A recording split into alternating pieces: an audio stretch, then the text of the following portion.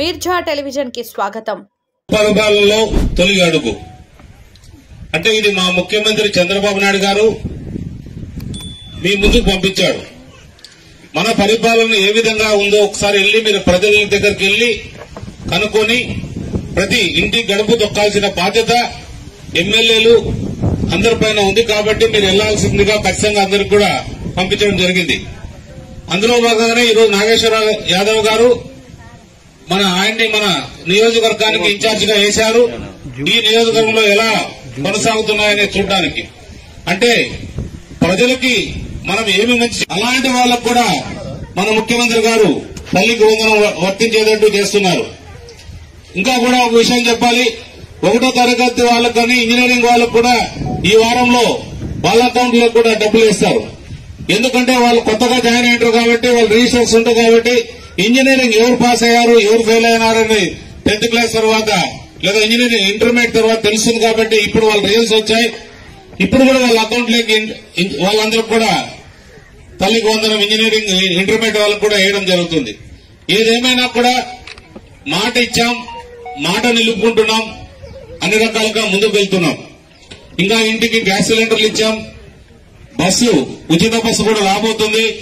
అమ్మా మీకు ఒకటే చెప్తున్నా, తల్లులందరికీ బస్సు వచ్చింది కదా బస్సు ఎక్కొద్దండి. ఇంట్లో మగవాళ్ళు కూడా అన్నం చేసి మీరు బస్సు ఎక్కండి టయానికి. మీరు వాళ్ళని ఇబ్బంది పెట్టుకోకుండా చూసుకోవాల్సిన బాధ్యత మీ పైన ఉంటుంది. ఎందుకంటే మీరు ఇంటికి మహాలక్ష్మిలా మీరు ఉంటారు కాబట్టి ఆ బాధ్యత అంతా మీ పైన ఉంటుంది. జాగ్రత్తగా చూసుకోవాలి వాళ్ళని కూడా. ఎందుకంటే ఇది కర్ణాటకలో జరిగింది. ఉచిత బస్సు కదా అని చెప్తే ప్రతి ఒక్కరూ ఎక్కి దేవాలయాలకు పోతున్నారంట. ఎక్కడ ఏ గుడి పోయినా ఫుల్ క్రౌడ్ అంటే జనాలతో నిండిపోతున్నాయంట. అట్లా మీరు చేయొద్దండి, వాళ్ళని ఇబ్బంది పెట్టొద్దండి. మీరు మీ పని చేసుకుంటూ అవసరం ఉంటేనే బస్సు ప్రయాణం చేయాలా. కాబట్టి ఇది ఒకటి గుర్తు పెట్టుకుని అందరూ కూడా మహిళలందరూ కూడా, ఎందుకంటే మన ప్రభుత్వం మహిళల కోసమే ఉంది. ఈ రోజే కాదు, మన ఎన్టీ రామారావు పార్టీ స్థాపించిన రోజు కూడా ఈ రోజు వరకు కూడా మహిళల కోసం మనం పాటుపడుతున్నాం. అన్ని రకాలు కూడా మహిళలకు ఏం కావాలో అన్ని దృష్టిలో పెట్టుకుని అన్ని కూడా చేస్తున్నాం.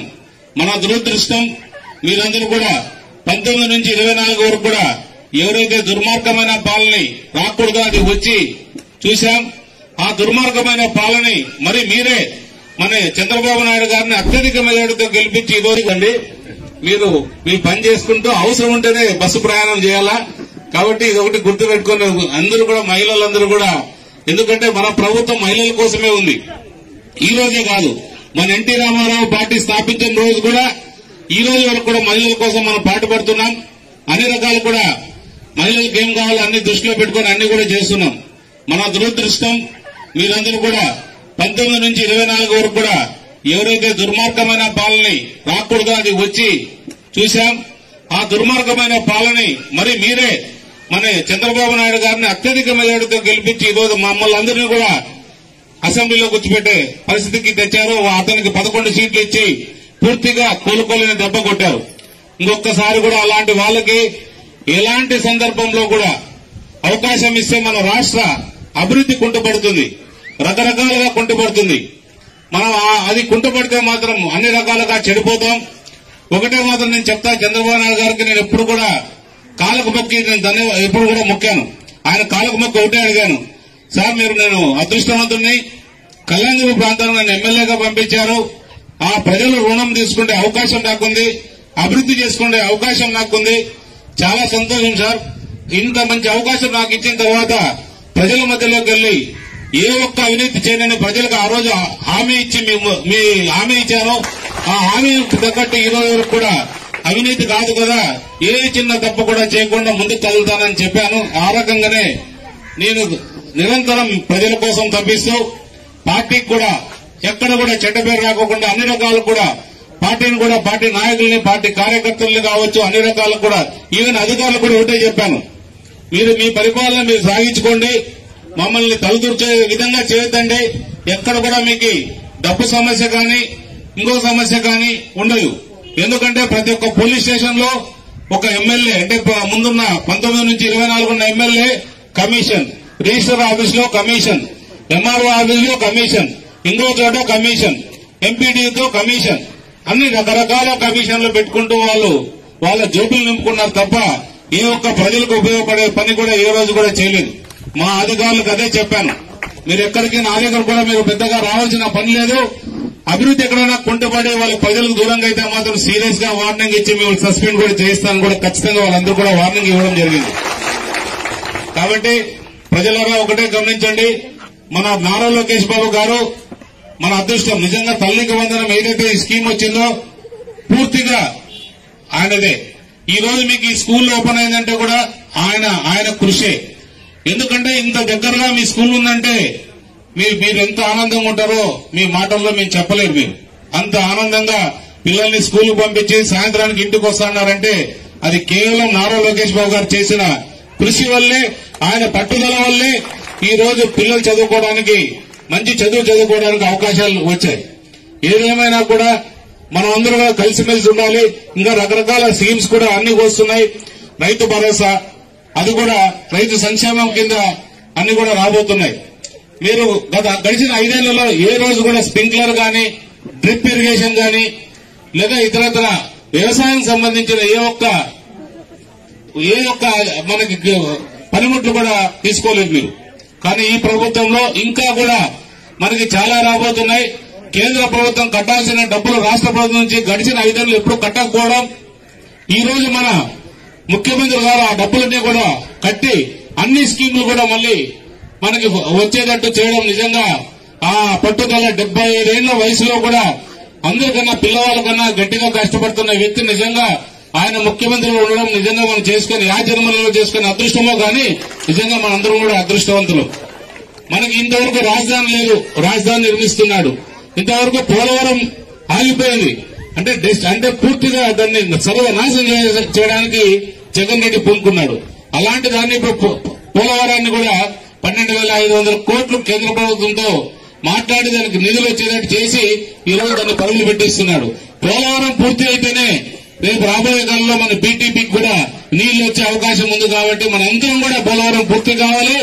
పోలవరం పూర్తి ముంచే మనకి ముందనే మనకి ఇక్కడ నీళ్లు రాదు, బీటీపీ కూడా నీళ్లు వస్తాయి. మనం ఏదైతే ఎన్నికల్లో బీటీపీకి సంబంధించి కూడా మాట ఇచ్చాం, 2.5 సంవత్సరాల్లో బీటీపీకి నీళ్లు తీసుకొస్తామని. ఖచ్చితంగా మాట నిలబెట్టుకుంటాం. అది జరుగుతుంది. అది ఇంతవరకు కూడా ఆలస్యం కావడానికి ఒకే ఒక చిన్న కారణం, గడిచిన 5 ఏళ్లలో రైతుల అకౌంట్ లో ఏ రకంగా డబ్బులు వేయాలనేది వాళ్ళు ఎక్కడ కూడా మ్యాపింగ్ చేయలేదు. అంటే భూమి పోయిన రైతులకి వాళ్ళ డీటెయిల్స్ తీసుకోవాలి. డీటెయిల్స్ తీసుకున్న తర్వాత దాన్ని వాళ్ళ అకౌంట్ ద్వారా సిఎఫ్ఎంఎస్ అనేది ఒక పోర్టల్లో అది ఎంటర్ అయిన తర్వాతే మన గవర్నమెంట్ నుంచి డబ్బులు వచ్చే అవకాశం ఉంది. అలాంటిది ఏ ఒక్క రూపాయి కూడా ఎంటర్ చేయకుండా గడిచిన 5 ఏళ్లు కూడా అలా కాలక్షేపం చేస్తూ ఇక్కడ పనిచేసిపోయిన ఆమె పూర్తిగా ఇక్కడ దోసుకుపోవడానికే ప్రయత్నాలు చేసింది తప్ప ఎప్పుడు కూడా అభివృద్ధి వైపు కానీ, గ్రామాల వైపు కానీ, లేదా స్కూళ్ల వైపు కానీ ఎక్కడ కూడా చూసిన పాపాన పోలేదు. ఇవన్నీ కూడా జరుగుతున్నాయి. ఖచ్చితంగా ప్రజలకు ఏదైతే మాట ఇచ్చామో మాట ప్రకారంగా అన్ని కూడా చేస్తాం. ఎక్కడ కూడా ప్రజలకి మోసం చేయడానికి కానీ, మోసపోయే వాళ్ళని కూడా రక్షించే బాధ్యత కూడా మాదే. ఎన్ని రకాలు కూడా తీసుకుంటాం. చాలా మంది ఇట్లాంటి కరెంటు సమస్యలు కూడా చెప్పారు. ఇప్పుడే ఎలక్ట్రిసిటీ ఏఈ వచ్చాడు, అతను కూడా చెప్పాను. ఇక్కడ కింద వైర్లు వేసుకుని నడుపుతున్నారంటే చాలా ప్రమాదకరం. ఖచ్చితంగా మీరందరూ కూడా దాన్ని తక్షణం స్పందించి ఏ రకంగా దీన్ని చేయాలి, లేదా పై అధికారులతో ఏమైనా మాట్లాడి చేయాలంటే నా దృష్టికి తెస్తే ఈ రోజు మనం మాటలు చెప్పి ఇప్పుడే ఒక అబ్బాయి చెప్పారు, చాలా మంది వచ్చి రాసుకొని పోతుంటున్నారు.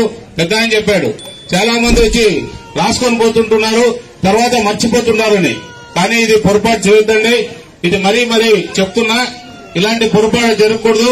మనకు వీలైనంత వరకు సమస్య పరిష్కారం అయిన తర్వాత మరీ మీరు ప్రజల మధ్యలోకి వచ్చి ఈ సమస్య ఆ రోజు నుండి ఇంతవరకు చేశాం, తర్వాత ఇంకా మిగిలిన పని ఏదంటే ఇంకొకసారి నిధులు తీసుకొని ఇంకొక కొంత చేస్తామని మీరు ప్రతి ఒక్కరికి చెప్పాల్సిన బాధ్యత మీ అందరిపైన ఉంటుంది.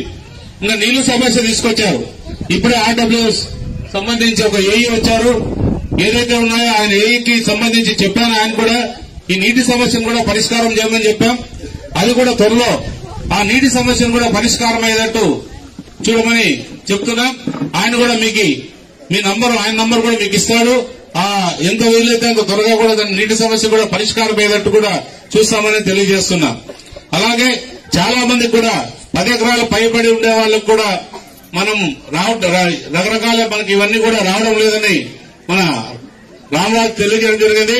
అది అందరికీ కూడా తెలుసు. ముఖ్యమంత్రి గారి దృష్టిలో కూడా ఉంది. అది ఖచ్చితంగా దానికోసం కూడా మన కరువు ప్రాంతమైన అనంతపురం జిల్లాలో 10 ఎకరాలున్నా 20 ఎకరాలున్నా అసలు 50 ఎకరాలున్నా కూడా ప్రతి ఒక్కరు కూడా వాళ్ళ జీవనం సాగించేది చాలా కష్టంతో కూడిన విషయం. కాబట్టి ఈ ప్రాంతంలో మా 10 ఎకరాల లోపు ఉండేటట్టు 10 ఎకరాల పైన ఉన్నా కూడా ఏదైనా వచ్చేటట్టు